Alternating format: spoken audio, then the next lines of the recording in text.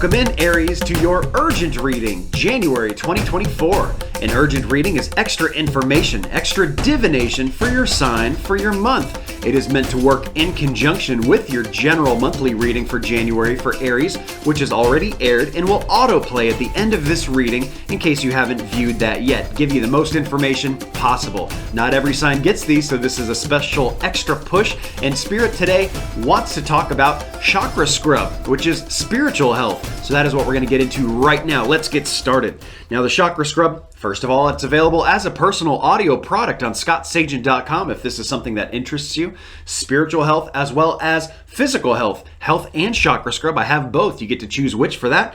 And that is information that is all about you and not just all of your Aries friends here. But let's get started and see what they say about chakras coming in for Aries in January. Starting at the bottom, guys, this could use some nurturing here. We have a little bit of a disconnect between spirit world and physical earth plane realm. And this is your red chakra coming in at the very, very base of the spine here, the core one. And this is basically saying disconnect now. How can you get this back connected? This is something like going to the beach, going out into nature, going on a hike, touching a tree, getting out there and grounding is really it.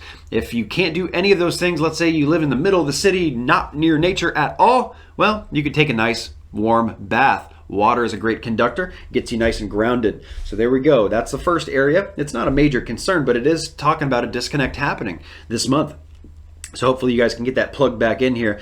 Now here we move up to your orange chakra, and here this is the emotional center.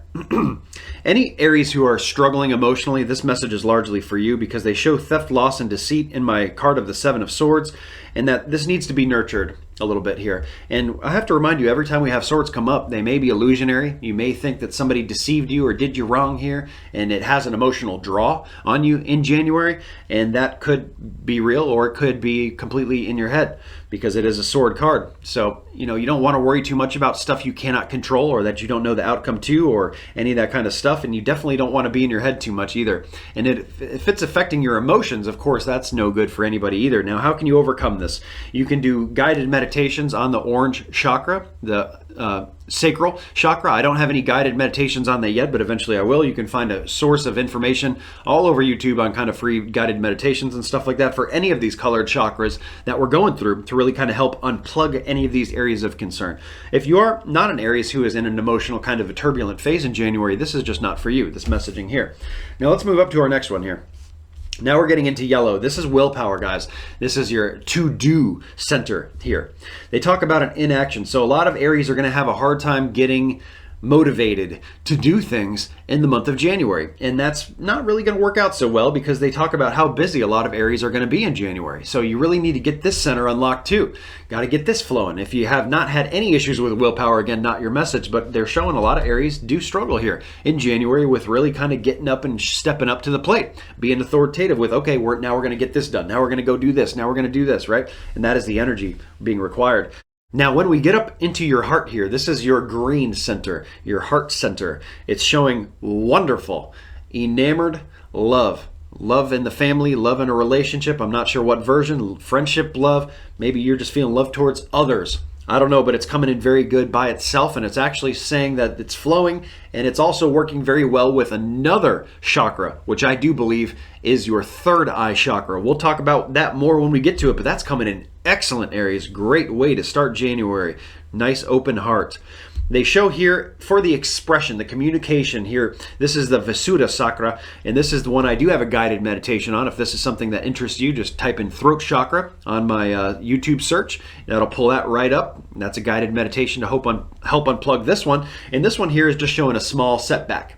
Not any major deal, but I feel like Aries should at the very least watch your words, watch your actions as well, especially words since it's here, It's the center where you're expressing yourself, and just take an extra second to think about stuff before you act. It makes me feel like the filter is going to be a little clogged, if you know what I mean, here in January, Aries. You might let some stuff slip out that you don't want slipping out, okay? Or you might regret later, stuff like that. And then when we move up in the third eye to number 2 here, this is where it's really good. Really good, like so good. It's the second best card in the deck. Good. It is excellent. Nice flow of energy.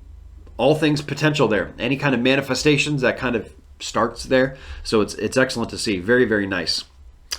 When we get up to the very top, this is your biggest theme and the only one that they really called a major arcana card to reiterate how much of a driver this is for a lot of Aries in January. They talk about the Hangman card inverted. So what they're saying here is that this crown chakra of yours, which connects to the lunar, the solar, the higher dimensional planes, is going to be really shaken and rattled up, open in a good way here in January. And I guess they want you ready for it. They want you ready for the dreams that come with it, the information and the download packets that come with it, the inspiration and ideas, all that good stuff. It is on its way in January.